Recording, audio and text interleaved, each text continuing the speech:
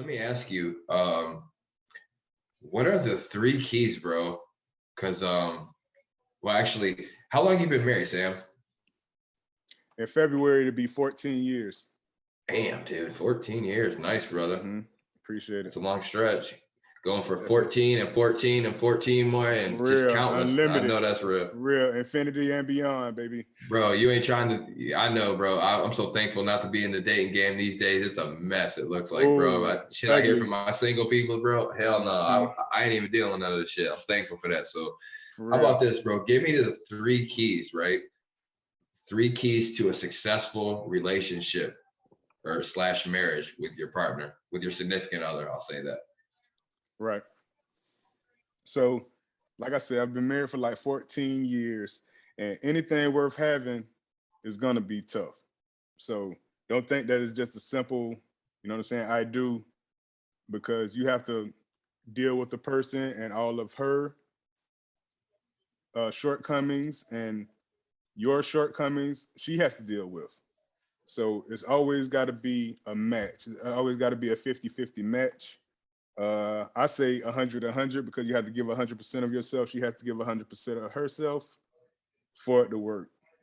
So first thing I believe is that you and your partner have to be friends first. Don't just jump into being sexual and stuff like that or whatever, because that stuff can kill the momentum. So being friends, like talking on the phone for hours, just like I say, just a torture test. That's what I call it. Because I want to know everything about you. I want to know about your mom. I want to know about your family. I want to know, like, what's your favorite color? What are the things that make you happy? Do you like flowers? No? Okay. What do you like? Do you like candy? Do you like, what do you, just keep asking questions, because a woman's going to talk. She's going to tell you these things, whatever you ask those questions. You barely have to say anything. Just be like, what do you like to do? What do you like to do? Do you like to bowl? Do you like to skate? What are the things that you like to do? And yeah, you trying to find out all you can know about her. 2 hours later, you're just gonna be, yep, I get it. Write that stuff down, for real. Just make sure that you got all that stuff or whatever, so you already know she's spilling that stuff to you or whatever. So, like I say, just being prepared is key. You got to be prepared. So be friends first, number one.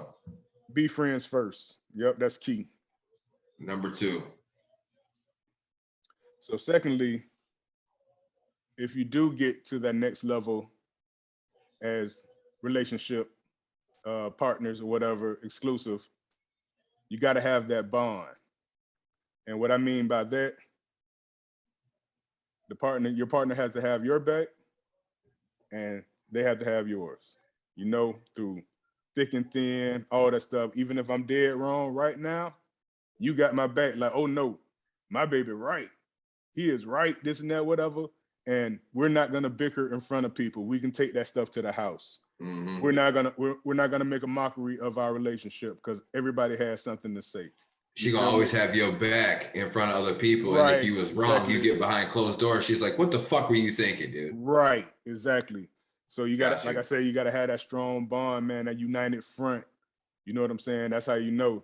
Because the pressure could be on. It could be 2 or 3, 4 people be like, well, I know that you did this and that or whatever. Like, my baby was there with me, so I don't know who you seen, this and that or whatever. It's not what it is or whatever. So, like I say, that bond is strong, The unbreakable bond. Right, for real.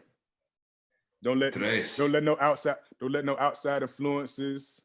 Don't let the Instagram and all that stuff, whatever, outside influence, relationship goals and all that stuff or whatever. All that's for show. That's smoke and mirrors. Everybody that loves somebody goes through stuff constantly, but how you handle it is what makes the bond stronger. For real. If it's a chink in the armor, man, that's how they're gonna get to you. They're gonna keep attacking that weak spot in your armor. So that's big for me, because like I say, I don't care what my wife say, and I'm gonna have her back, and she's gonna have my back. I don't care if I murdered 10,000 people. she's gonna have my back. She's like, oh, my baby didn't do it, this and that or whatever, man, because we have a strong bond and we have an understanding that this is forever. So you know what I'm saying? She got to deal with my stuff and I got to deal with hers. You feel me? So like I say, that's part of love, man, for real. Sacrificing. Number 3, you got to find out your partner's love language. So it's a book out there called The 5 Love Languages. 5 Love Languages. So for some people, it's acts of kindness. So some people, So some people it's quality time. So some people are big on that. Gotta have that too, absolutely. Right. For some people, it's physical touch. Some people like to be touched. You know what I'm saying? All the time, whatever, strong. Right, for real. But like I say, not even just sexual or whatever. It could just be just a hug. It could just be a back rub. You know what I'm saying? Things like that. I know it, but still, like I say, I'm talking to the people right now. I get you though. I'm talking to the people right now, man. Sorry, man. Sorry, let me butt out. Damn, man. I'm trying to be romantical over here. I know. I'm sorry. Don't listen to me. Listen to him. He's been married longer. I'm telling you, man. I'm a vet. I'm a vet, man. I'm like Vince Carter out here, man. You know what I'm saying? Don't know when to give it up, man. For real. Let's go. I ain't mad at you. So acts of love. Acts of love is a great one that I feel like that I have. So that's even like washing the dishes for my wife. You know what I'm saying? Like somebody told me, she say, oh, well, if you wash the dishes when she comes home, like she feels like that's just a biggest burden, you know what I'm saying, off of her or whatever, because she don't have to do that stuff.